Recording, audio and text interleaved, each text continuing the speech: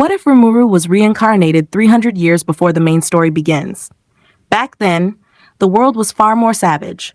Demon lords ruled without reason, dragons soared freely, unchecked, and the Western Holy Church hunted monsters in the name of divine purification. There were no peaceful nations, no system of alliances, only survival and dominance. And into this chaos, a soul from another world descended. He awoke not in warmth or protection, but in darkness.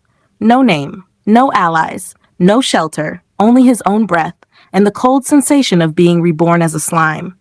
But this slime wasn't ordinary. He immediately sensed everything, wind, danger, voices, through a strange passive skill.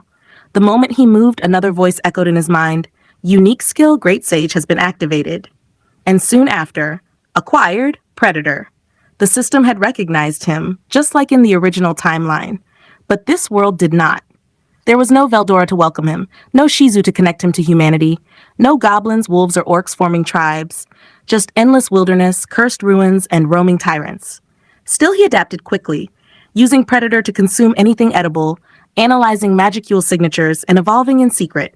He didn't speak, he didn't rest, and most of all, he didn't reveal himself. Until one day, something changed. A figure arrived in the forest, cloaked in black robes, tall and calm. His silver eyes pierced through trees like moonlight. For days, the figure observed him from afar, never interfering. Then one evening, as the wind grew still, the figure finally approached. His aura was calm, yet ancient. He crouched before the slime and whispered, "You carry something ancient. A presence I've only felt once, long ago, from the Star King Dragon himself." The slime froze. Great Sage stirred. The man smiled gently. "I'll give you a name. What about Rimuru?" And then, the world changed. In that instant, magicules surged. Individual, Rimuru has begun evolution. Unique skill, Great, is evolving. Magicule output temporarily unstable. Host body adapting. The slime's body began to glow. Power flooded into every fiber of his being. His thoughts became sharper, faster, more alive.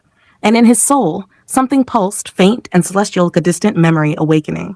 Vedard narrowed his eyes as he stepped back. The evolution struck like a storm. His slime body distorted, dissolved, restructured, overflowing with raw energy, directed the process with perfect control, but even then, it pushed the limits of his existence. He wasn't just growing stronger. He was becoming something the world hadn't seen before. By the time the light faded, the nameless slime was gone, and in his place remained a being of dense magic, precision, and calm awareness. His presence no longer felt like a monster's. It felt divine. But the one who gave him that path, Noir, had vanished. The primordial demon had named him Rimuru, sensing something hidden deep within him, a divine spark, a faint trace of Veldonava. Rimuru repeated the name in silence, and something within him pulsed in response. Naming complete, progress 87%, Predator evolving.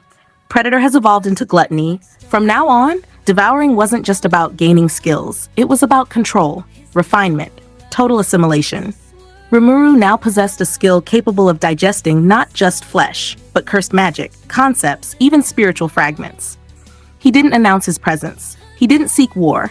Instead, he disappeared into the deep forest, watching, learning, growing. He built a small lair beneath the roots of a collapsed world tree. There were no followers yet, no titles, but already, something ancient was awakening beneath the surface. Weeks passed, then months, and then intruders came. A squad of knights from the Western Holy Church, hunting monsters for purification training, slaughtered an innocent goblin tribe. They torched the corpses, laughed, and raised their flags. They didn't know who watched them from above. They didn't feel the sky tremble.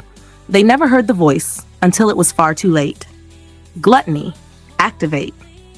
The knights never stood a chance. They were elite exorcists trained by the Holy Church, warriors blessed with divine protection, enchanted blades, and sacred arts meant to purify monsters, but they were prepared for beasts. Not for him.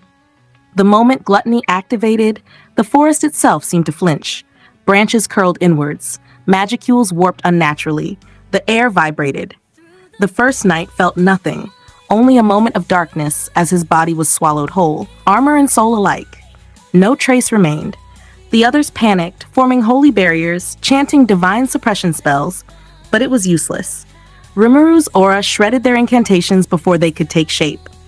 Analyzing targets, processing sacred energy, neutralized, skill acquired. One by one, they were devoured. And with each absorption, Rimuru learned more about the church, its structure, its soldiers, its leaders. He didn't feel rage. He felt disappointment. They killed to feel holy, not to protect. When the final night fell, he left behind a cursed relic, a communication talisman linked directly to a high priest. The name was spoken behind trembling lips, Rimuru. The Western Church issued silence orders. The demon lord started watching the forest from afar. Even the spirits of the land grew cautious, and deep beneath the world tree, Rimuru opened his eyes once more. I need to evolve further. Because survival was no longer enough.